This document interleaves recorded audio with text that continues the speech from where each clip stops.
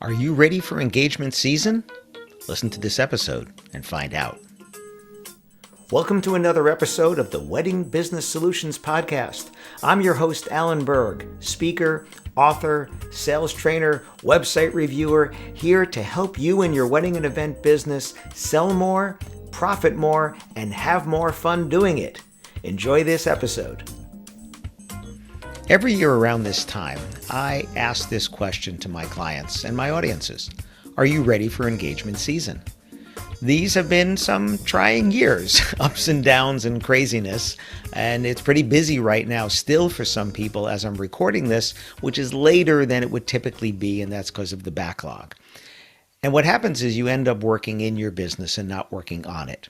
But now, as things quiet down a little bit, I want you to think about this. Are you ready for the onslaught that normally happens at this time of the year? Forget about what might be happening on top of that, but are you ready for that? Now, what does that really mean? What it means is, what are you going to do differently to prepare yourself for what's coming?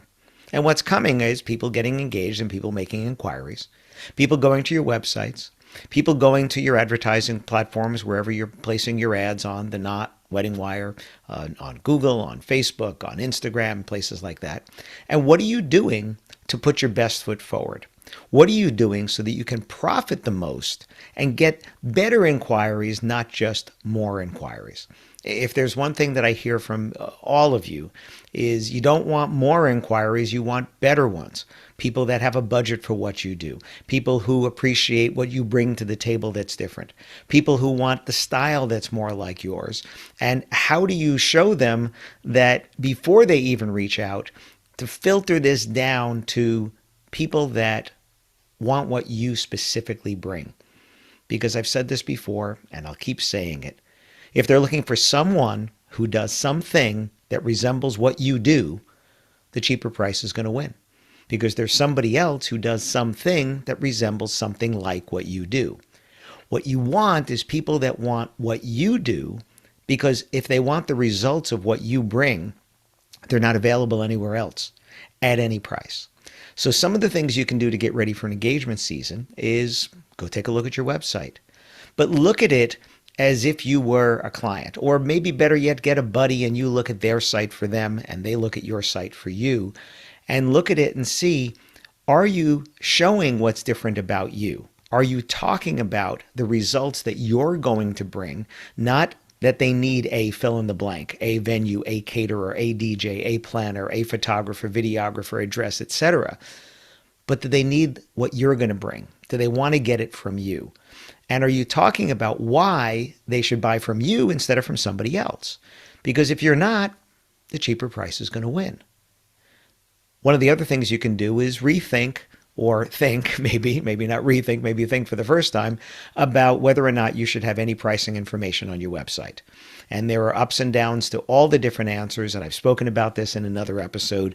A quick recap, the 4 ways you can handle this are to put your pricing, complete pricing, put a price range, right? Those are my 2 favorite ways to do it, although most of you can't put the complete pricing. It's just not that easy.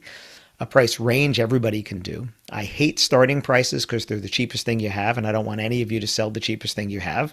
As a matter of fact, a lot of my clients, I've gotten rid of the cheapest thing they have, and we don't even offer it anymore, or at least not on the most popular days. And then the other way is to not put pricing. And the problem with not putting pricing is the lack of transparency gets some people to just move on without even reaching out because they have no idea what the range is. And then other people reach out and you end up spinning your wheels with people that just don't have a budget anywhere near what you do.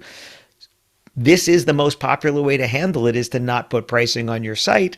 But those are the repercussions, which is not getting good inquiries and then getting inquiries that you shouldn't be speaking to. And yes, I know some people come to you with less than the budget that would take to get you, and they reach up into it. But I would rather people that already had a budget of what you charge and then reach up higher for better results. And if you can fill your calendar that way, you don't have to worry about convincing people who think they have a lower budget to then reach up into your range. So that's another thing you can do. Reading the words on your website to see if they're talking about the results you do. Looking at the pictures on your website. Do they show the results of what you do? Not do they show you, and not do they show your equipment and your venue and your chairs and your table and your linens and things and your invitations, but do they show the results of choosing you? Do they see themselves represented in the photos? If I look at the photos on your site, do people say, yeah, that looks like people like me? And then do the same thing on your advertising. Are you doing the same thing there? Take a look at the photos. Play a very hard reality with yourself and say, does this photo belong before somebody reaches out to me? Do they need to see the empty ceremony area before they reach out to me? No, they don't. Do they need to see an empty banquet room before they reach out to you? No, they don't. Do they need to see food plated on plates and on buffets before they reach out to you? No, that's not what they're buying. I've said this before. People choose the restaurant and then the dish. Make them choose the caterer and then the meal, then the menu. So you can upgrade your photos. You can get rid of the ones that don't belong. Get rid of the weak links. Take a look at them on mobile. This is another thing if you haven't done this. Take a look at your own website on mobile and try to navigate around. And how easy is it to click the things that need to be clicked? How obvious is it that those things need to be clicked? And does every page work? I can't tell you how many times I'm reviewing someone's website and we find pages that don't even work. So these are things you can do to get ready for engagement season. But then also take a look at your pricing in general. Not just is it on your website and is it in your marketing, but take a look at your pricing and say, does this represent the kind of work that I'm doing? I said this at conferences recently. I was listening to a book, Break the Wheel by Jay Acunzo, and he quoted someone else who said, on a scale of 1 to 10, where 1 is terrible and 10 is amazing, how many of you strive to be a 5? And it's funny, I said this at a conference and somebody's hand went up and then they brought their hand down because they realized what I said. Like, no, on a 1 to 10, I want to be a 10. I don't want to be a 5. I said, right. So if you're bringing better than average results, why are you charging average pricing for your market? Why are you not charging above average pricing if you're bringing above average results? So look at your pricing. Are you giving away low packages or low offerings on the most popular days? Now, I get it. On a Tuesday in March, no one's beating down your doors and you can offer them lower packages, lower offerings. But on a Saturday in October or a Saturday in May, you shouldn't be offering the low stuff that you sell because somebody else will pay more. They're already paying premiums for everything else on those days because those are the most popular days. So stop giving away your stuff. Take a look at the pricing.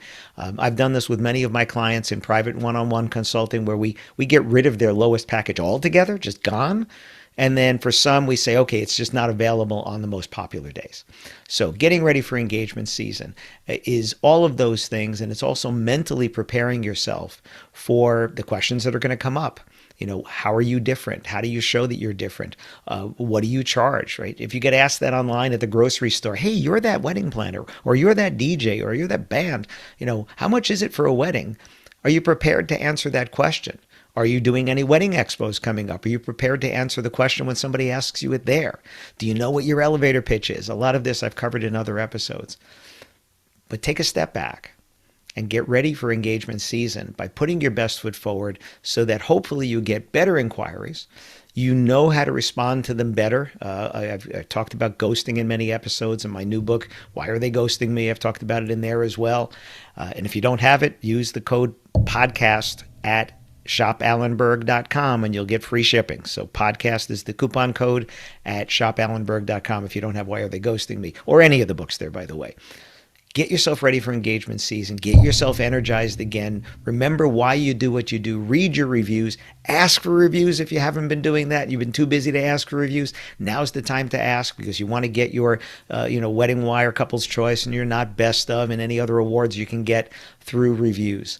But now's the time to do it, because you're going to start to get busy again. And when you start to get busy, that's when it's late. That's when you don't follow up the way you should. That's when you get a list from a wedding expo you did and you don't use it. I addressed that in another episode as well.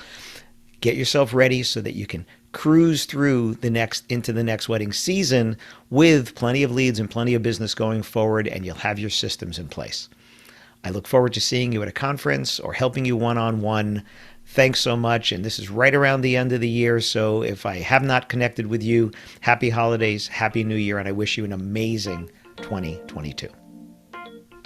Thanks for tuning in to this episode of the Wedding Business Solutions Podcast. Full transcripts of this and every episode are available on my website at alanberg.com. And if you have any questions about anything in this episode or any of the episodes, or you'd like to make a suggestion for a future topic or a guest for one of my dialogue episodes, you can email me directly at alan@weddingbusinesssolutions.com. Please subscribe to this channel, post a review if your platform allows it, and if you don't get email updates of the latest episodes, as well as upcoming workshops and masterclasses that I have, you can join at connectwithalanberg.com. I look forward to seeing you on a future episode. Thanks.